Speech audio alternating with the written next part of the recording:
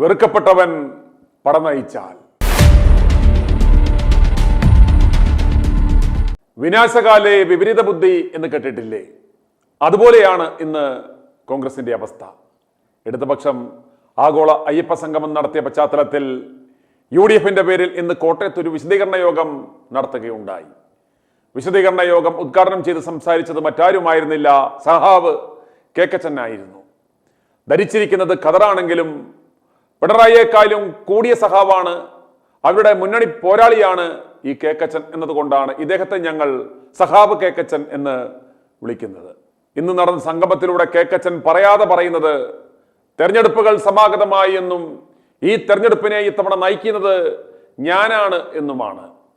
കേരളത്തിൽ ഒരു അരമനക്കുണ്ടനെ ഒരു കളിപ്പാവിയെ പോലെ പിടിച്ച് KPCC അധ്യക്ഷ സ്ഥാനത്തിരുത്തിയത് കൊണ്ടാണ് കേക്കച്ചന് ഇന്ന് ഇതുപോലെ UDFന്റെ സ്വയം പ്രഖ്യാപിത തന്തയായി നിൽക്കുവാൻ സാധിക്കുന്നത്.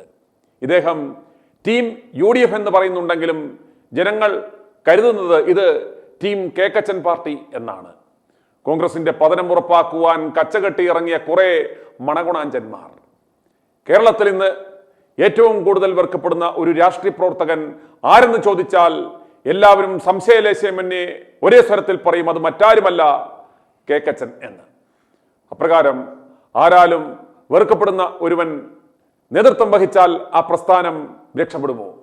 ഒരിക്കലുമില്ല. ഇന്ന് യഥാർത്ഥത്തിൽ കോട്ടയത്ത് നടന്നത് UDF വിശദീകരണ യോഗമായിരുന്നില്ല, മറിച്ച് UDFന്റെ ശവമടക്ക് ശുശ്രൂഷയായിരുന്നു. പാർട്ടിയുടെ അടിത്തറ തോണ്ടുന്ന പണികൾ ചെയ്തിട്ട് യാതൊരു ഉളുപ്പുമില്ലാതെ വന്നു നിന്ന് വാചകമടിക്കുന്ന കേക്കച്ചൻ 10 കൊല്ലമാകാറായപ്പോഴാണ് ഇടതുപക്ഷം ആഗോള അയ്യപ്പ സംഗമവും വികസന സദസ്സും ഒക്കെ കേരളത്തിൽ നടത്തുന്നത് എന്നാണ് കേക്കച്ചൻ പറയുന്നത്.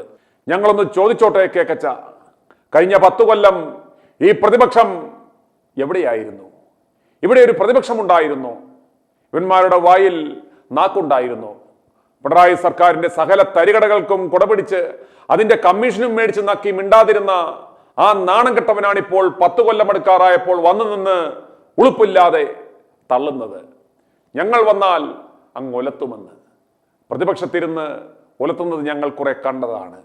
ആഗോള അയ്യപ്പ സംഗമം നടക്കുന്നതിന് മുമ്പായിരുന്നില്ലേ ഇതുപോലൊരു വിശദീകരണം നൽകേണ്ടിയിരുന്നത്? എല്ലാം കഴിഞ്ഞ് ആളുകൾ മറന്നു തുടങ്ങിയപ്പോൾ ഇതാ വരുന്നു വിശദീകരണവുമായി. ഒരു പുലി ആടിനെ പിടിക്കുവാൻ വരുന്നത് നമ്മൾ കണ്ടുകൊണ്ട് നിൽക്കുകയാണ് എന്ന് കരുതുക. ആ പുലി പമ്മി പമ്മി വന്ന് ആടിനെ പിടിച്ചു. പുലി ആടിനെ പിടികൂടാതെ അതിനെ ഓടിച്ചുവിട്ട് ആ ആടിനെ സംരക്ഷിക്കേണ്ടതിന് പകരം അടുത്ത ദിവസം രാവിലെ ആ പുലിയുടെ പുറകെ പോയാൽ എന്ത് കിട്ടും? പുലിയുടെ തീട്ടം കിട്ടും. ആടിനെ തിന്നു തൂറിയ ആ തീട്ടം. ആഗോള അയ്യപ്പ സംഗമം എല്ലാം കഴിഞ്ഞ് അയ്യപ്പന്മാർ പോയി കഴിഞ്ഞു. പിന്നെ അവിടെ ചെന്നാൽ എന്ത് കിട്ടും?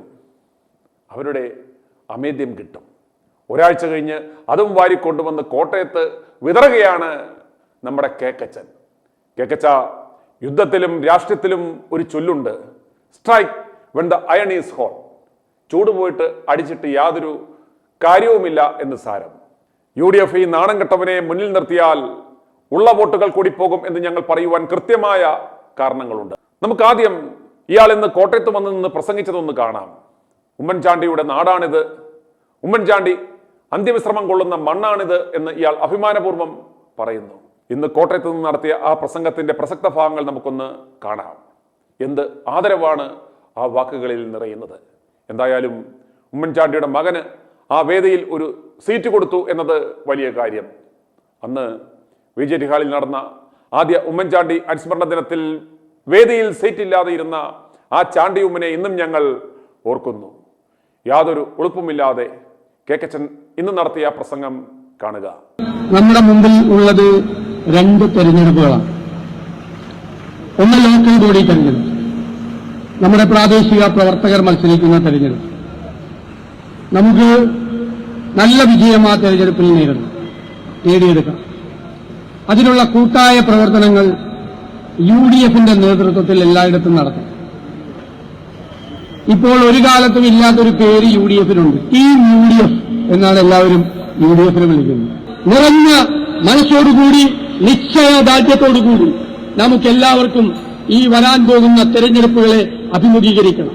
കോട്ടയം ഒരു കാലഘട്ടത്തിൽ ഐക്യ ജനാധിപത്യ മുന്നണിയുടെ കോട്ടയായിരുന്നു. ശ്രീ ഉമ്മൻചാണ്ടിയുടെ നാടാണ്. ഉമ്മൻചാണ്ടി അന്ത്യവിശ്രമം കൊള്ളുന്ന നാടാണ് കോട്ടയം.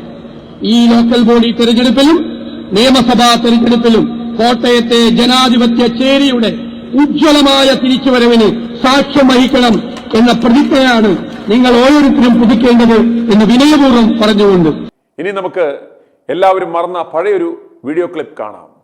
ഉമ്മൻചാണ്ടി ഭരിച്ചുകൊണ്ടിരുന്നപ്പോൾ ഈ രാജ്യത്തെ ഏറ്റവും അഴിമതിയിൽ മുങ്ങിക്കുളിച്ച സർക്കാരാണ് ഉമ്മൻചാണ്ടി സർക്കാർ എന്നും പറഞ്ഞ് പ്രതിപക്ഷ നേതാവായിരുന്ന VS അച്യുതാനന്ദനേക്കാളും അദ്ദേഹത്തെ തോൽപ്പിച്ചു കളഞ്ഞ ഈ നാറിയുടെ ആ പഴയ പ്രസംഗം ഒന്ന് കാണാം. അന്ന് ഇയാൾ നടത്തിയ ആ പ്രസംഗ ക്ലിപ്പുമായി ആയിരുന്നു ഇടതുപക്ഷം തെരഞ്ഞെടുപ്പിനെ നേരിട്ടത്, UDF-നെ ആക്രമിച്ചത്. ഇടതുപക്ഷത്തെ അന്ന് ഭരണം പിടിച്ചെടുക്കുവാൻ ഏറ്റവും സഹായിച്ചത് ഈ കേക്കച്ചന്റെ അന്നത്തെ ആ പ്രസംഗമായിരുന്നു. ആ വീഡിയോ നമുക്കൊന്ന് കാണാം. ഞാൻ ഈ സർക്കാർ അഴിമതിയുടെ നിഴലിലാണ് നിൽക്കുന്നത്, ഇതിൽ നിന്ന് പുറത്തു വരണം എന്നാണ് ഞാൻ ആവശ്യപ്പെട്ടത്.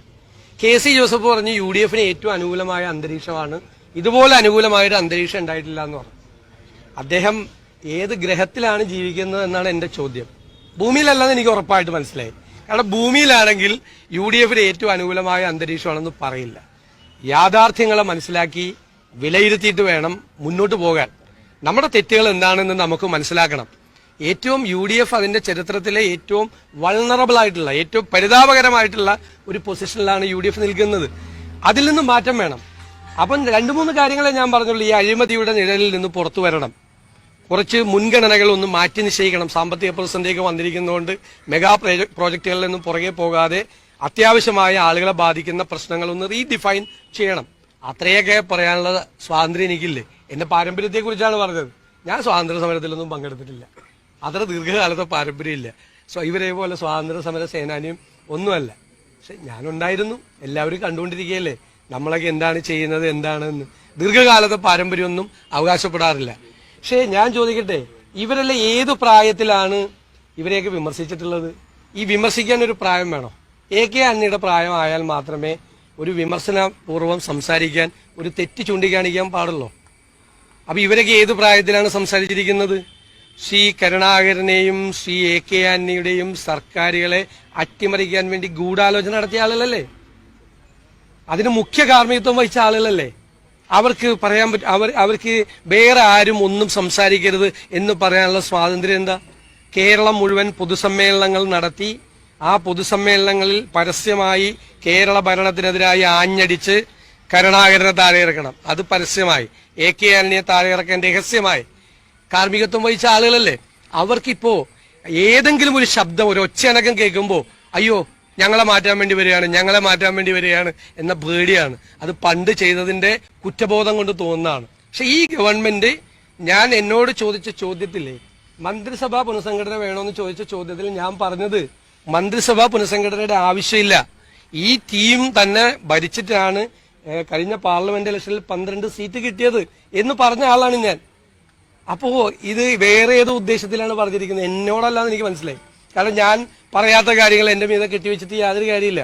ഞാൻ പറഞ്ഞിട്ടില്ല. അപ്പൊ പറഞ്ഞത് AK ആന്റണിയോടാണ്. എന്നെ കൂടി പറഞ്ഞേക്ക്. AK ആന്റണിയോട് നേരിട്ട് പറയാനോ അദ്ദേഹത്തിനെതിരെ പറയാൻ ധൈര്യമില്ലാത്തതുകൊണ്ടാണ്.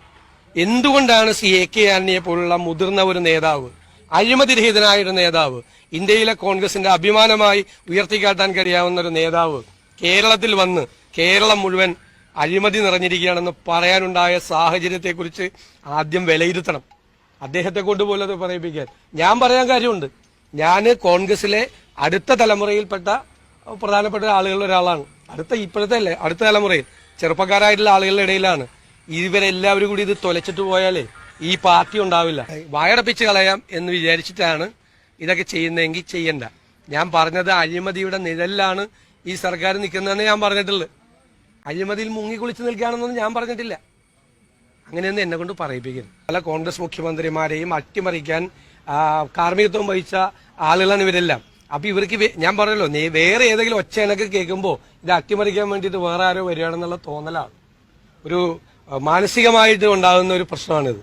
അല്ലാതെ ഞാൻ പറഞ്ഞ കാര്യത്തോടല്ലല്ലോ പ്രതികരിക്കുന്നത്. ഞാൻ പറഞ്ഞ കാര്യത്തോടാണ് പ്രതികരിക്കുന്നതെങ്കിൽ ഞാൻ ആ വാക്കുകളിൽ ഞാൻ ഉറച്ചു നിൽക്കുന്നു.